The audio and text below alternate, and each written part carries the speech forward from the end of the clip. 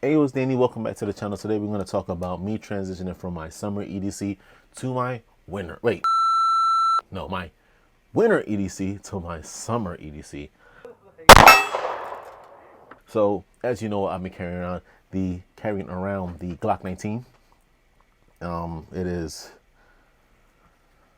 right here, the Glock 19. I've been using this for a while now. Actually, quite a lovely firearm. I traditionally would use like a Smith and Wesson, but I've recently gotten into Glock, especially when they came with the MOS version, and then they had the Hollow Sun proprietary. Well, it's not proprietary, but they had a Hollow Sun specifically designed for any of the Glock MOSs. Once I found out about that combination, it wasn't new, but it was new to me. I bought it, loved it, carried it. The options you have with Glock is just like amazing. But this isn't a Glock commercial, so I don't want to hold you down with too much information when it comes to that. But we've been using the Smith and Wesson with the Vortex CCW, Defender CCW. It's a red dot. It's not solar powered, but it is good for this firearm, and it's a 3 MOA, and you can co-witness it with your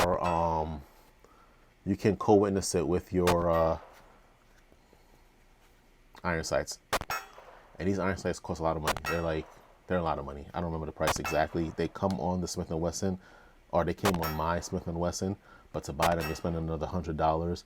So to get a red dot that actually hides, that doesn't allow you to like co-witness, is in my opinion a waste of money.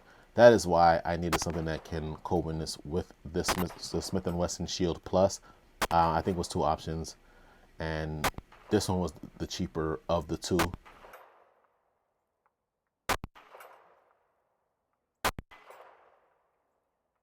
We were shooting the Shield Plus at the range, okay, and I had zeroed it a couple of, well, I zeroed it when I bought it, and it seemed pretty accurate, so I was shooting that, and whoop-de-woo, long story short, I wasn't too confident in the red dot being zeroed until I took it to the range yesterday, and actually I was pleasantly surprised with how accurate it was at the range I was shooting from, especially at the steel range at the Charles Elliott.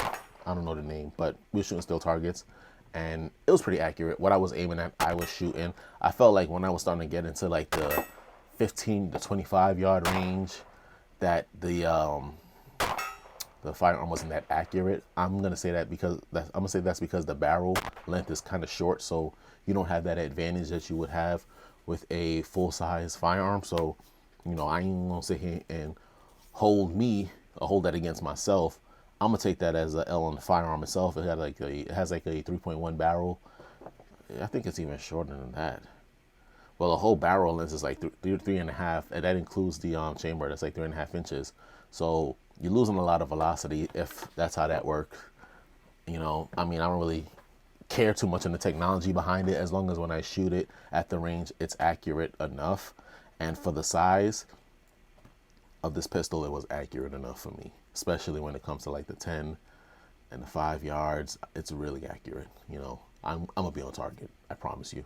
So that was the experience that I had with my Smith and Wesson Shield Plus.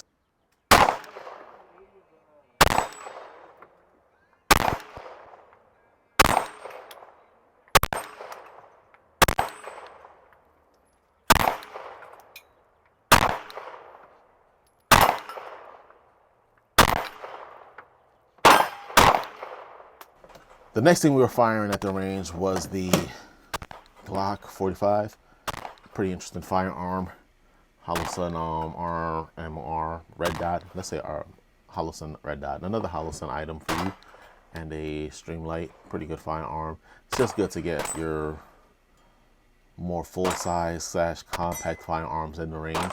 And that's all this was, me at the range, just putting my paces through this one. I didn't bring the Glock 19 because I was gonna have this, but if I didn't bring the Glock 19, I definitely would have. If I didn't bring my carry firearm, I wouldn't have brought this one, because having 2 Glocks, especially when they're the same, the only difference being the pistol grip, I really didn't see the point in having a Glock 19 and a Glock 45 on the range that day. But one day I will bring both, and then it'll be Rainbows and sunshine.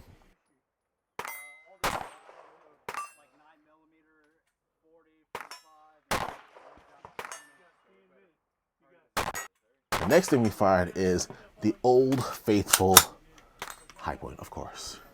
You must always have this in your collection. This is a very humble firearm. Ain't nothing you can say about that. This speaks for itself. A lot of people dislike this. I don't know why. Do I carry it? No. Would I carry it? Nah, I wouldn't carry it. All right, so here we are at the range. We're now at the actual gun club where there are gigantic mosquitoes like harassing us. Non-headshots. The thing I noticed about this with the magazines, and this is a OMR Army OMW. This is original equipment. It's a little bit stiff pulling the slide back, especially when you fill the magazines. So it's kind of difficult to I'm gonna do an actual review on this. I don't know when though. I don't feel like I fired it enough. Normally I'll just get on the gun and do it, like get on the video and do an unboxing. Traditionally, I haven't done one in a while, but traditionally I would do like an unboxing of the firearm, said firearm. But I feel like there's a lot of these out there on the internet anyway, but no one really talks about like a follow-up. Now there are videos who do follow up stories about their experience with Smith & Wesson, specifically any firearm really. But I just want to add to that library. If you're thinking about getting a Plus, it might not be a bad investment, especially for the warmer climates or season. Definitely a beauty.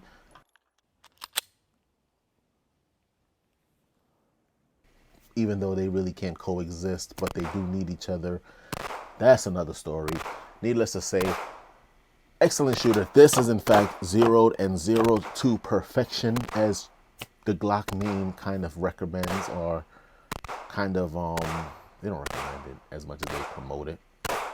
So it was perfect. I loved it. What I got to do is with this particular firearm is get some night firing done. I don't know where I can do that, but I am looking. We're going to talk about some ranges we got to go to, by the way, guys. I don't know what ranges we're going to be going to yet, but I do know we need to go to some ranges, okay?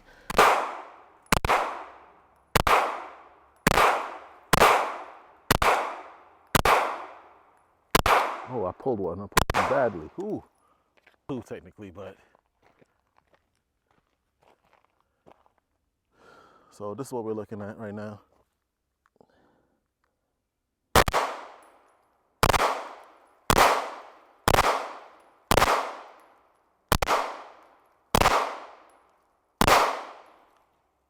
I have my winter EDC for this year coming up, and that's, as you know, is going to be this one right here, this beast right here.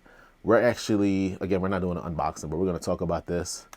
I've taken it to the range maybe 2 or 3 times, zeroed the red dot, another hollow sun.